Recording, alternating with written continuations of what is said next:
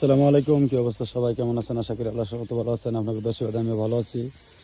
এই যে আমাদের দেশি ভাই আজকে বাগান সাফ করতেছে, তো ট্রাক্টর আসবে তার জন্য বাগান পরিষ্কার করতেছে।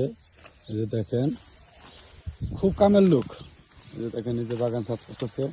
এই বাগানে এটা দেশি ভাই ভাই বাগানে কাজ করে, তো ট্রাক্টর আসবে তার কারণে আগেই সাফ করতেছে।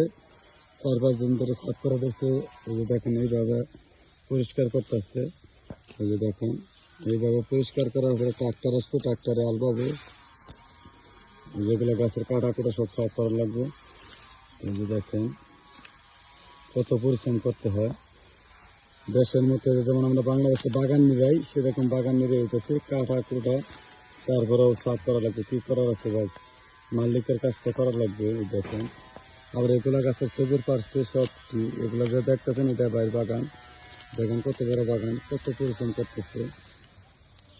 বাইর বাড়ি হলো নোয়াখালীতে। সিডেঙ্গা পাওয়া এটা সিডেঙ্গা পাওয়া বা এটা কইতে ভুল করে লাইছি।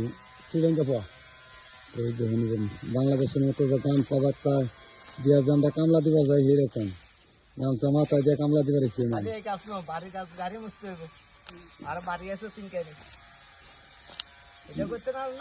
বাড়ি গাড়ি বাড়ি না গাড়ি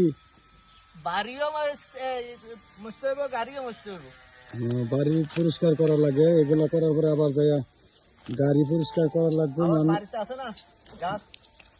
বাড়িতেও গাছ আছে, মানে কোনো আজারই নাই আর কি। তাহলে বুঝেন একটা প্রবাসী কতটুকু পরিশ্রম করে টাকা রোজগার করে। তাহলে দেশে তো ভাবেন যেমন বিদেশ আসলে টাকা, ভাই বিদেশ আসলে টাকা না।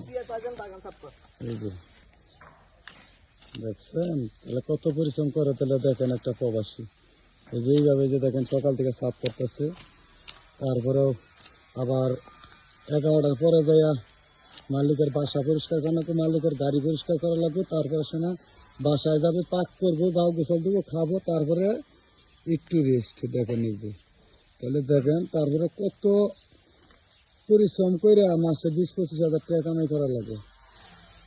তো আপনারা তো ভাবেন যে বিদেশ আসলে মানে লাখ লাখ টাকা, বা লাখ লাখ টাকা কামাই করার গেলে লাখ লাখ টাকা পরিশ্রম করা লাগে। এই যে কত, এই যে খেজুর গাছের কাঁড়া, এই যে দেখেন এই যে কাঁড়াগুলা পরিষ্কার করবে। একটা কাঁড়ার গাও লাগলে পরে জীবনটা মনে হয় বাইরে যাবে, এইরকম অবস্থায়। দেখেন এগুলো ব্যক্তি কাঁটা লাগবে, কাইটা সুন্দর করে পরিষ্কার করা লাগবে, তাহলে শুনে এই গাছটা সাইজ হবে। তারপর শুনে ট্রাক্টর আসবে। বাগানও বিশাল বড় বাগান, গাছ আছে বড় 1-1.5, আবার বাড়ি বিশাল বড়, গাড়ি আছে, মানে এক কথায় উত্তরে আজারি আছে, আমাদের কোনো আজারি নেই, কাজ করতেই হবে। তার ফাঁকে ফাঁকে আমরা এটা করে ভিডিও টিডিও করি, মানে আপনাদের সাথে একটু শেয়ার করি যে একটা প্রবাসী কত পরিশ্রম করে, কত সুখে থাকে।